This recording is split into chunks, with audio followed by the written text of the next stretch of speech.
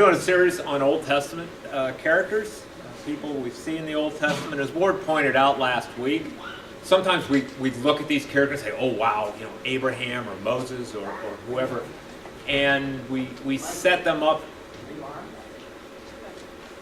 You are correct. I didn't turn the power on. Yeah. Saving the battery. Indefinitely. But you like to blame the sound guys because, well, I used to be a sound guy most of the time, so yes, I understand how you blame the sound guy first. So there we go. So we look at some of these people as extraordinary people, yet in reality they were often flawed people just like us who were in some extraordinary situations that God worked in. They believed God in spite of the circumstances they were in and the directive or tasks that God was giving them to do. They partnered with God in what he was doing. Today I want to look at a familiar story. It's often a children's story, Noah's Ark. I hope to fill in some of the details that are often left out, and hopefully it will encourage you and maybe challenge you the next time God asks you to do something that steps outside of your box. We'll begin in Genesis chapter 6, verse 9. In skipping verses 1 through 8, I'm probably going to disappoint some of the Bible scholars because there's some interesting things in that part of the text. And I am not going to go into the geological evidence or lack thereof of a universal flood. I'm going to focus on God's sovereignty, on God's judgment and grace that accompanies Noah as he works out his faith and obedience. These themes cross the entire book of the Bible in thousands of years. Genesis 5 lists the genealogy of Noah from Adam, 10 generations of a family that lived 800 to 900 years. The oldest was Noah's grandfather Methuselah, who was 969 when he died. Thus we, as old as Methuselah, kind of comments. So starting in Genesis 6, verse 9, these are the generations of Noah. Noah was a righteous man, blameless in his generation. Noah walked with God. And Noah had 3 sons, Shem, Ham, and Japheth. Now the earth was corrupt in God's sight, and the earth was filled with violence. And God saw the earth, and behold, it was corrupt, for all flesh had corrupted their way on the earth. And God said to Noah, I have determined to make an end of all flesh, for the earth is filled with violence through them. Behold, I will destroy them with the earth. Now, that's got to be disturbing. I mean, we talk about Noah, you're going to destroy the earth. Say what? How? When? Do I really need to know this? So, I'd be sort of like, really, God? I'm not sure. And God doesn't provide any details at this point. But just that much would be enough for me to, I don't want to hear. So in 6:14, make yourself a box of gopher wood. A box? Seriously, God? You're going to destroy all flesh, and you're having me make a box? What, like a coffin or something, or several coffins? So some of you are already wondering what translation I'm using. Noah's box. Well, box is what the Hebrew word means that's used there. Ark, that we use often in our translations, comes from the Latin word arca, which means box or chest. So in the translations from Hebrew to Greek to Latin to English, box got moved to ark. But let's face it, Noah's Ark sounds a lot cooler than Noah's box. In Genesis, the Hebrew word is teva, which is used only one other place in the Old Testament, and it is not the Ark of the Covenant. That's a different Hebrew word. The other place teva is used for box or is the basket of baby Moses. So a better translation of the word there would be something like vessel in English, because we can have vessels that are fairly small and vessels that are huge cargo ships. Somehow Noah's vessel doesn't sound much better than Noah's box, so our We'll leave it at that. The gopher wood. That's an unknown kind of tree at this point. Gopher is a transliteration, which means it's pronounced gopher in the Hebrew, and so we just make some English letters that come together to sound that way. And some of your translations may say cypress, if you're reading along here. However, there is another Hebrew word for cypress that's used in the Bible. So there are various explanations for what gopher might refer to. It may be a wood that was destroyed in the flood and didn't grow back, so we don't have that anymore. Some archaeologists have suggested that gopher was actually a method of putting the wood together, like a laminated wood, because it was going to be such a large box and going to need to be seaworthy, which no one didn't know at this point. Perhaps it was a way of putting the wood together. Anyway, regardless of that, it is another mystery we have to live with, and you can put that on your things to ask God when I get to heaven list. So continuing in 6:14, make yourself a box of gopher wood, make rooms in the box, so now he's getting the idea it's a little bigger, and cover it inside and out with pitch. Pitch. Why would I have to cover it inside and out with pitch? What am I trying to keep in or out of this box? So in Genesis 2:6, it says that it did not rain back then. So rain, it says the ground was watered with a mist, sort of like ithacation. You can feel it, but you can't see it. So rain specifically wouldn't have been on his mind at this point. Is this going to be some kind of earthquake shelter? I'm just playing what's running through Moses' head as God's speaking to him here. God is telling him what's needed, but he hasn't told him why. Sometimes God does that to us. He tells us what he wants to do, but not why he wants us to do it. So in 6:15, this is how you are to make it. The length of the ark, 300 cubits. Its breadth 50 cubits, its height 30 cubits. Make a roof for the ark and finish it to a cubit above, and set the door of the ark in its side. Make it with lower, second, and third decks. Now it's starting to look like an apartment house. A cubit would be 18 to 20 inches, 50-ish centimeters, typically the length from your fingertip to your elbow. So it's about that long. And that varies by person, clearly. So saying about 1.5 feet is a good estimate, and that would make the ark or the box over 450 feet long. It would fit in a decent-sized football stadium, whichever kind of football you happen to play. So in 1993, Dr. Seon Hong on the Ship Research Center, Crisod in South Korea, studied hulls of different proportions. They found that the dimensions of the ark are very good for balancing the conflicting demands of stability, strength, and comfort. The dimensions of the ark fit right in the middle of that triangle.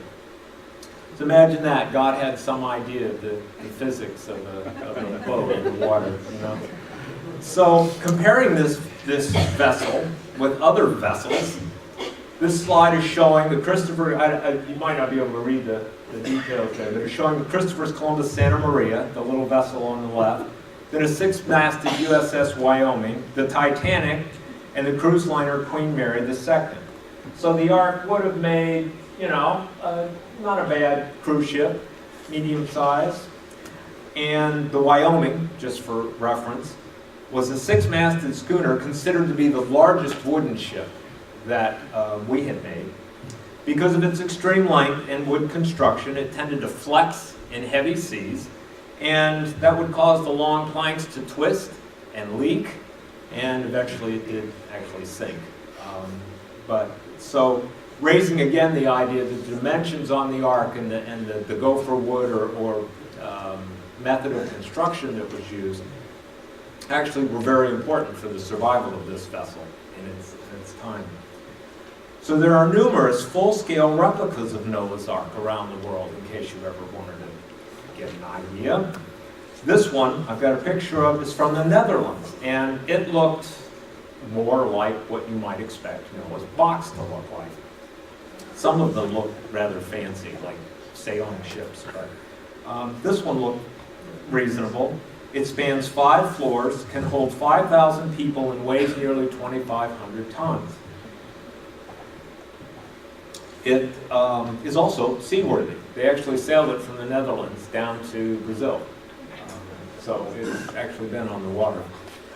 So up to this point, Noah is probably concerned, perhaps even intrigued. Every living thing will be destroyed, and he's building this huge box ark with rooms. So it's pretty big. I guess I can get all my relatives in there. Maybe my wife's family too. Maybe I can sell tickets, you know, if I've got some extra rooms. But now God gets down to it. For behold, I will bring a flood of waters upon the earth to destroy all flesh, in which is the breath of life under heaven. Everything that is on the earth will die. But I will establish my covenant with you, and you shall come into the ark, you, your sons, your wife, your sons' wives with you. Okay. So then he starts, so I'm going to be saved from the flood. That's cool. But wait, what about everybody else? It's just us? You left out the relatives. Okay, you know, I might have left out Uncle Joe, but, you know, and my wife, her family, she is not going to be happy about this. And we need all that space for 8 people? I mean, we could have built, you know, a nice little small boat. Wouldn't that have been good? The Lord continues. And of every living thing of all flesh you shall bring 2 of every sort into the ark to keep them alive with you. They shall be male and female. Of the birds according to their kind, and the animals according to their kind. Of every creeping thing on the ground. I mean, you know, some people don't like snakes and stuff. Anyway, 2 of every sort shall come into you to keep them alive. Also take with you every sort of food that is eaten, and store it up. It shall serve as food for you and for them. So at this point, maybe this is sinking in on Noah a little bit. Seriously, God, a floating zoo? This is your plan? And there's 8 of us to do this? He's starting to catch on to the scope. Build this huge box, collect all kinds of food to feed his family, and who knows how many animals. Literally, for literally God knows how long. I mean, he's got no time frame here. And all these animals will just come of their own accord. God will draw them, prevent them from killing each other and them. I mean, you know, we've got wild animals here, carnivores, while the entire earth is flooded. Bad plan. Don't like this plan at all. You try to explain the logic of this to your wife. You know, you got this word from the Lord that you're going to build this thing and get all these animals. Or your kids, or your friends. I mean, I hope the phrase in verse 9 is literal when it said Noah walked with God. Because, you know, we talk about, well, you know, we're walking with God, and it's more figurative. Because if I was just getting sort of a sense in my head or something that this is the news, I'd be checking my sources. Someone's playing a joke on me. I mean, this is a really strange word to just have a vision or a prophet come up to you and give you this. If it were me, I would be, okay, God, I am 500 years old. This is no time for a building project of this magnitude. My wife is not going to like it. She has been planning our trip to Egypt for months, and she doesn't like cruises. I mean, seriously? So, you know, I could see Noah being really skeptical here. And what does it say he does? Verse 22. Noah did this. He did all that God commanded him. In fact, that's it. That's what we're told of Noah's response to this whole thing. He did all that God commanded him. We get no time frame. We get no how things went along. 75 to 80 years he spends building this, and it's all in Noah did all that God commanded him.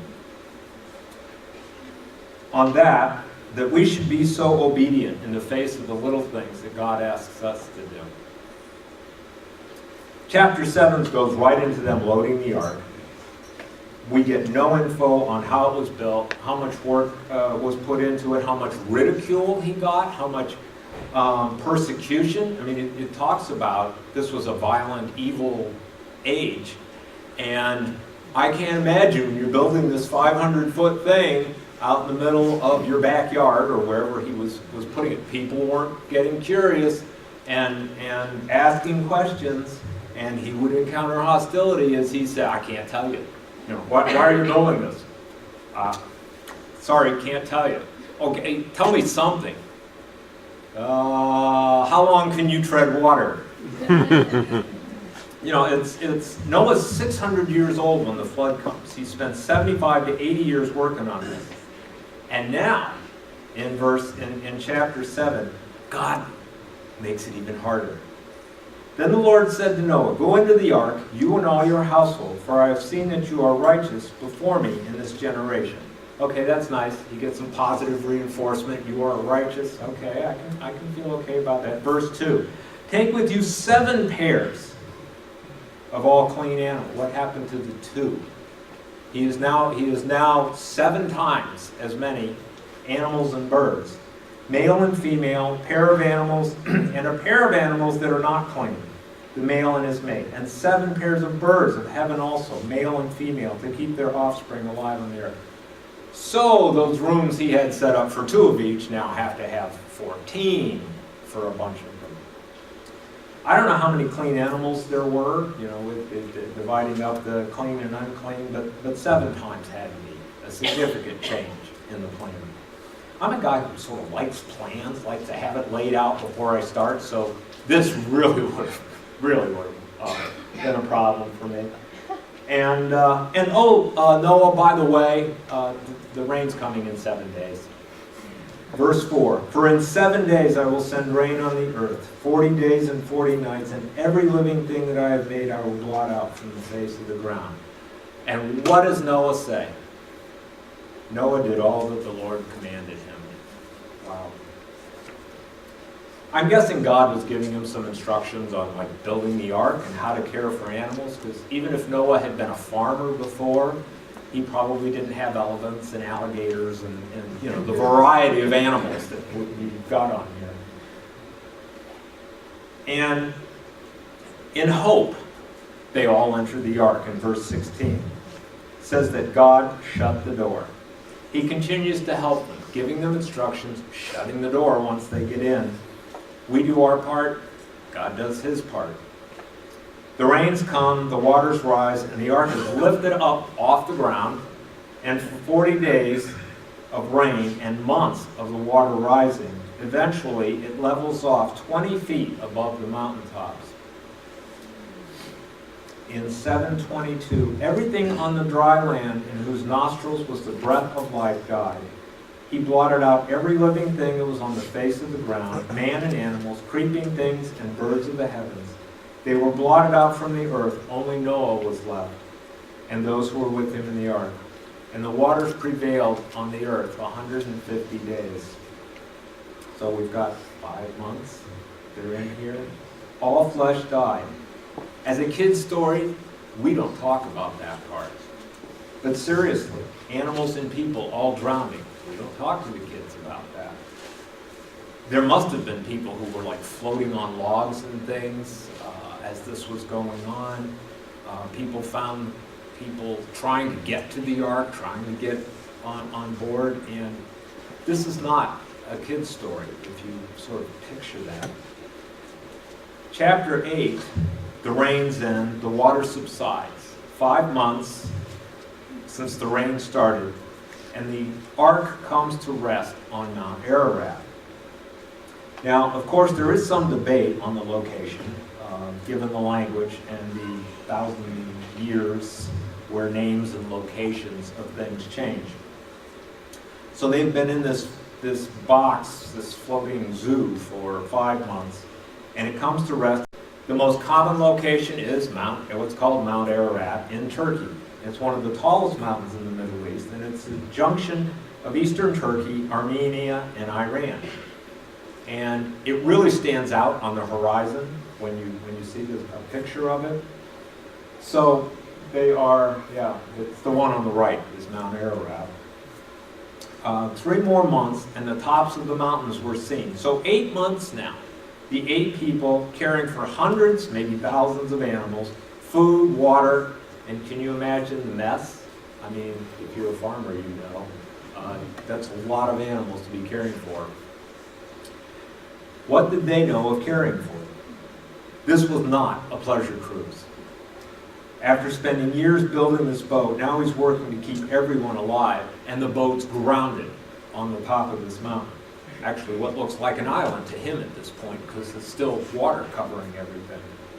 So now what? Well, partnering with God isn't for cowards. He sees some land in sight, and Noah sends out a raven, not a dove, as the common story goes. It flies around until the water recedes a bit more. Ravens nest in higher elevations in arid places, and it did not return to Noah. So clearly it found a place it could stay. So this is where Noah released the dove, to see if the waters had subsided at lower elevations.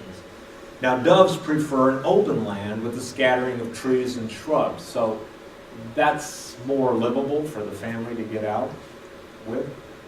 And if that dove doesn't return, he's probably got a place to go. But the dove does return. He waits another 7 days and sends out another dove. It also returned, but in its mouth was a freshly plucked olive leaf. So some vegetation is recovering at this point. He waits another 7 days and sends forth another dove, and this one does not return, apparently finding a place to stay, to nest. So in chapter 8, verse 13, in the 601st year, in the first month, the first day of the month, the waters were dried from off the earth. And Noah removed the covering of the ark and looked, and behold, the face of the ground was dry. Then God told Noah to empty the ark, family, animals. They'd been in there about a year now. And Noah built an altar to the Lord and took some of every clean animal and some of every clean bird and offered burnt offerings on the altar. And when the Lord smelled the pleasing aroma, the Lord said in his heart, I will never again curse the ground because of man. For the intentions of man's heart is evil from his youth. Never will I again strike down every living creature as I have done.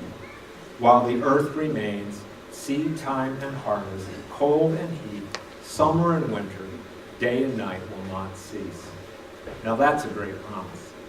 Never again will God send destruction on this level until the end times. He makes this a covenant with Noah and his descendants and signs it with a rainbow. The rainbow is a symbol for us, for God, that he will not destroy the world like this again.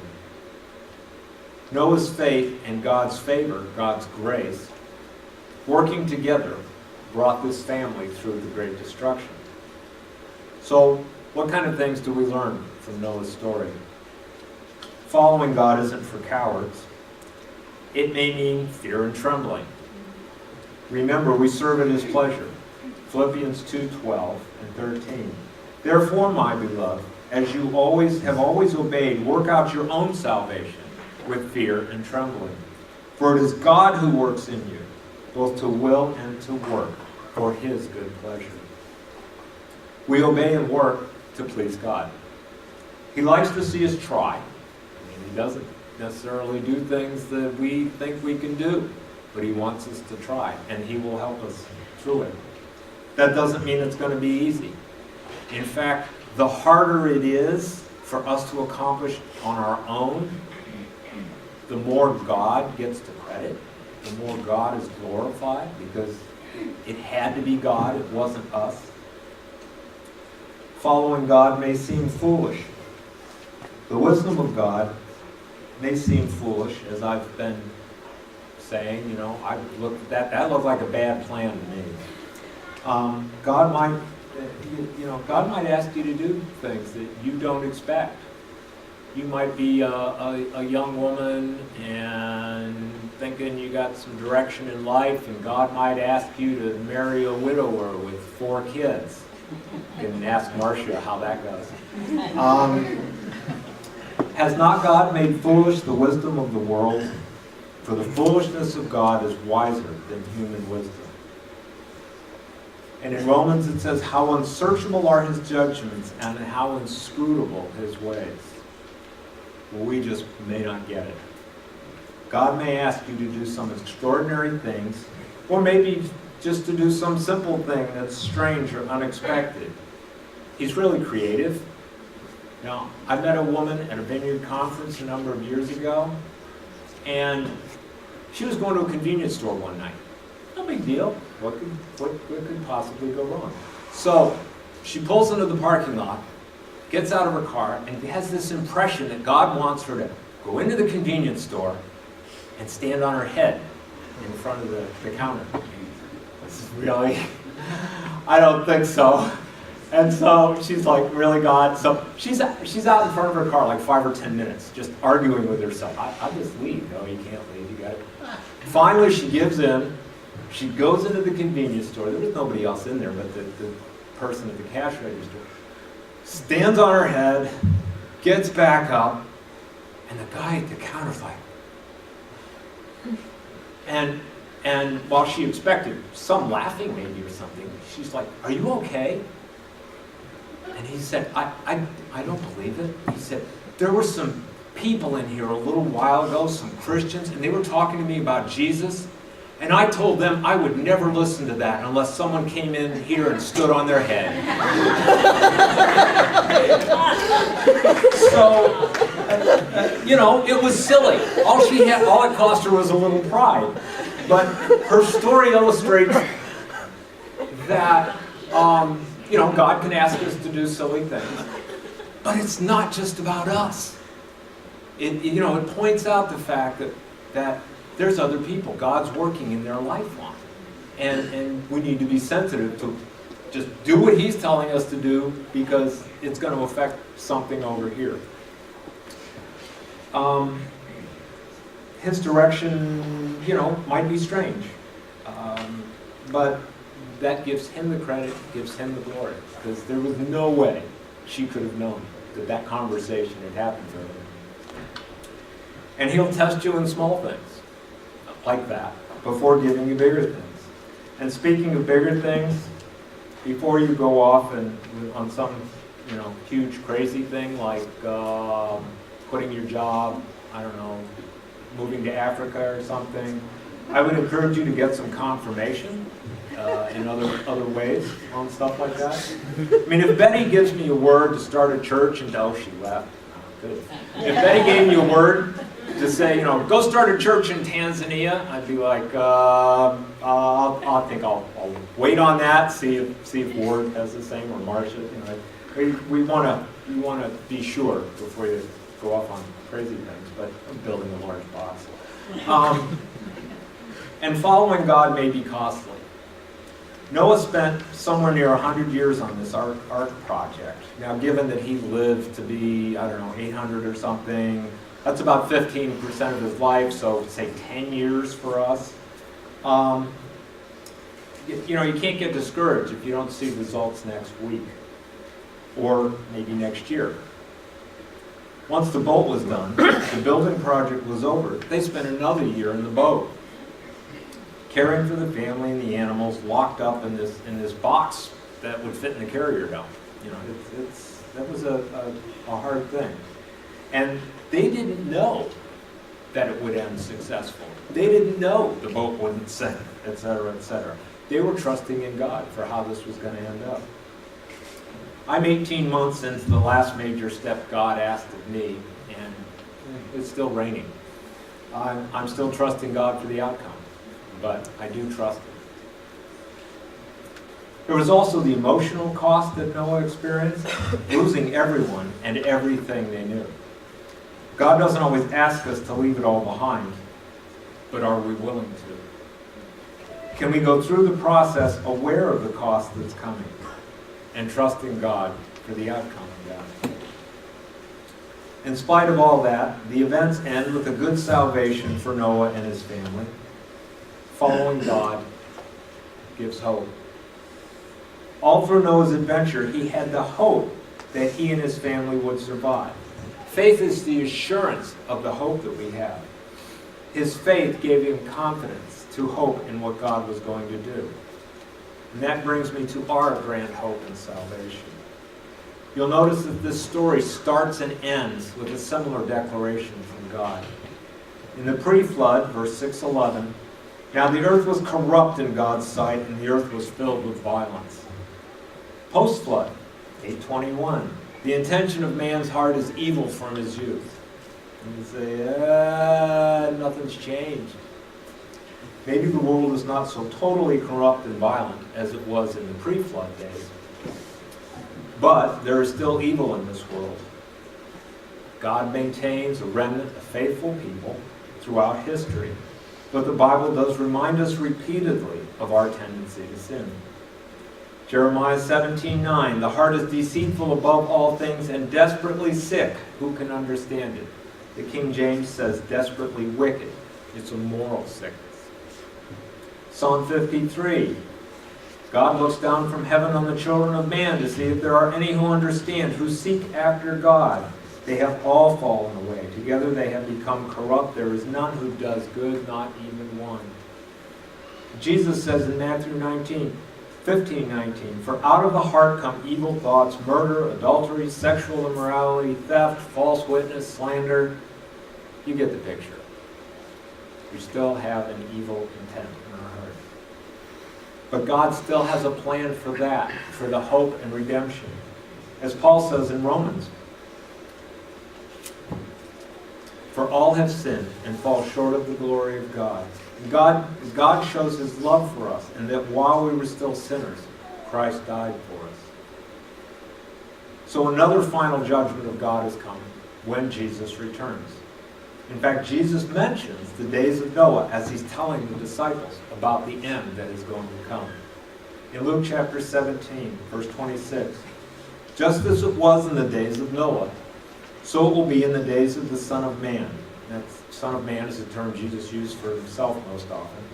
They were eating and drinking and marrying and being given in marriage until the day when Noah entered the ark, and the flood came and destroyed them all. They were just going about life. So it will be on the day when the Son of Man is revealed. The earth as we know it will come to an abrupt end when God creates a new heaven and a new earth described in Revelation. That time will include a destruction here on the earth we know. And that will come as suddenly and as unexpectedly as it did in the days of Noah. There is an evil in our world, and there was in Noah's. It will probably get worse here before the end. What saved Noah will save us. Noah walked with God. He had God's favor, God's grace. And that favor was based on his faith. In hope, he built the ark, a demonstration of his faith. And he was saved by grace through faith, just as we are. We aren't called to build an ark. We are called to build his kingdom. God's kingdom of believers who will be saved. Like the animals who were drawn to Noah's ark. I mean, we're not animals, but the idea that God drew the animals, caused the animals to come to Noah. We are to be an ark, a box, a vessel to support the hope of salvation of the people God's Holy Spirit draws to Jesus. We're participating in that salvation. Let us pray. Father, we are to be a people, a community of life-giving, life-saving group for those who are drawn to you, who are being pulled by your Spirit to your grace and love. I pray that we would be that supportive, living ark, preparing for the reign of Jesus, that it would be to your glory and your honor and your praise. Amen. Amen. So I have some next steps for us to consider, things we can think about as we're building our company here. And if you check one of these and put it on your connection card, then the prayer team will know to pray for you about that, so to help support you. So one is, what is God calling you to do that you're struggling to do? Does he want you to partner with something, in something that he's doing? And maybe it's something small, maybe it's something really big that you can't even wrap your head around. Share it with some others. Share it with some people with discernment who might support and encourage you. Another is to consider those in your sphere of influence, people you go to school with, who you work with, neighbors. And commit to praying for two of them, that God would draw them in and by his Spirit. And also, what can we do to help that? Share it with others to see how we can help that. And what part do you play on the ark? Are you serving in the kingdom? With the summer here, we lose a lot of our volunteer help in the kids ministry, greeting cafe. So, where might you be find a place here to serve on the ark, feeding the animals? So give it a try, even if it means stepping out of your comfort zone. So if the ushers would come forward now, we'll take this morning's offering. Father, we thank you for the gifts that you give us, the financial resources that provide for all, for the meeting, for the time and things that we do, and we just ask that you bless these resources to your use, to your glory, that we would use them in a way that would please and honor you. Amen, for the sake of Jesus. Amen.